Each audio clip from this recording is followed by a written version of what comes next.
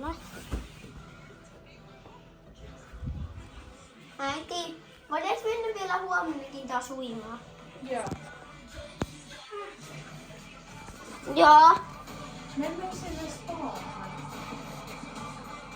Mikä ei ollut nyt enää? Oliko 8? Mikä on meidän koko? Ei mistä. Mä esittelen tänään. Voisitko varoa? Vaa. Ei voi toivottavasti näin. Se ei ole mistä mun yöpaikka on. Ja haloo. San. No katsotaan. Jos mulla on joku tohti.